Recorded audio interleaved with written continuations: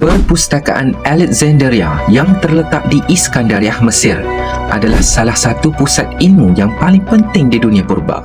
Ditubuhkan pada zaman pemerintah Iskandar Zulkarnain, ia menjadi salah satu institusi pendidikan dan penyelidikan yang paling berpengaruh pada zamannya. Koleksi perpustakaan ini terdiri daripada manuskrip, teks dan karya bertulis merangkumi pelbagai bidang. Pemikir hebat seperti Euclid, Archimedes dan Eratosthenes diketahui telah melawat dan menyumbang kepada perpustakaan ini.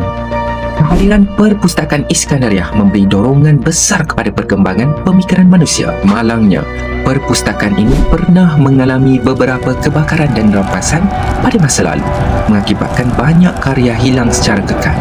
Walaupun begitu, warisan intelektual perpustakaan Alexandria kekal dalam karyanya yang masih hidup dan pengaruhnya yang berterusan dalam dunia saintifik moden.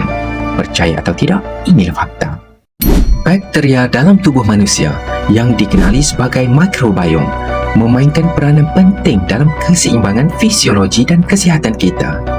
Terutamanya berpusat di saluran pencernaan. Mereka membantu dalam pencernaan makanan, sintesis vitamin dan mengawal sistem imun. Mikrobiom juga memainkan peranan dalam mengekalkan kesihatan mental dengan hubungan yang kompleks antara bakteria dan sistem saraf pusat.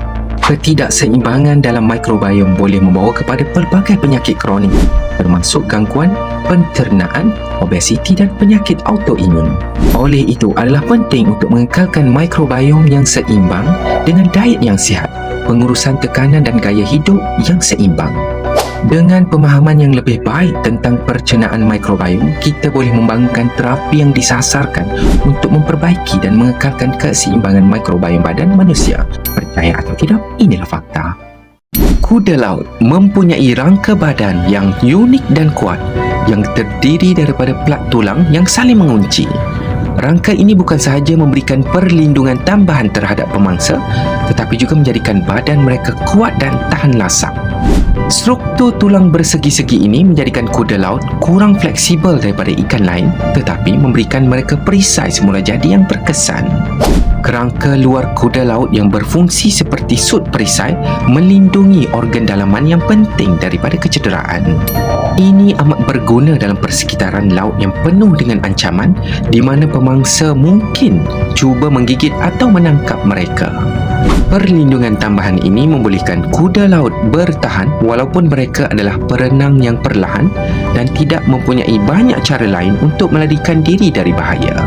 Penyesuaian ini penting untuk kelangsungan hidup mereka dalam ekosistem yang kompleks dan dinamik. Percaya atau tidak, inilah fakta. Petir vulkanik adalah fenomena yang menakjubkan yang terjadi semasa letusan gunung berapi. Apabila gunung berapi meletus, ia melepaskan sejumlah besar abu, gas dan partikel batuan ke atmosfera, mencipta awan abu yang tebal dan tinggi. Di dalam awan abu ini, partikel-partikel kecil saling berlanggar menyebabkan geseran yang menghasilkan muatan elektrik. Pemisahan penguatan elektrik dalam awan abu menciptakan medan elektrik yang kuat. Partikel yang lebih kecil dan lebih ringan cenderung mendapatkan muatan negatif dan terangkat ke bahagian atas awan. Sementara partikel yang lebih besar mendapatkan muatan positif dan tetap di bahagian bawah. Apabila medan elektrik cukup kuat, ia menyebabkan pelepasan elektrik dalam bentuk kilat dan petir yang dikenal sebagai petir vulkanik. Fenomena ini bukan sahaja menakjubkan secara visual, tetapi juga penting bagi vulkanologi bagi memantau aktiviti gunung berapi. Di angkasa, suhu boleh berubah secara drastik kerana ketiadaan atmosfera yang menstabilkan suhu. Dalam bayang-bayang bulan, suhu boleh turun serendah negatif 173 darjah Celsius, mewujudkan keadaan yang sangat sejuk. Sebaliknya, pada bahagian yang cerah, suhu boleh mencapai 127 darjah Celsius, sangat panas. Turun naik suhu ini berlaku kerana bulan tidak mempunyai atmosfera yang tebal untuk menyerap dan mengedarkan haba. Ini menyebabkan permukaan bulan mengalami perbezaan suhu yang drastik antara siang dan malam. Tanpa perlindungan atmosfera, bahagian bulan yang menghadap matahari menerima haba secara langsung, manakala bahagian lain kehilangan haba dengan cepat. Keadaan ini mencabar untuk misi ke angkasa lepas kerana peralatan mesti direka bentuk untuk menahan suhu yang melampau.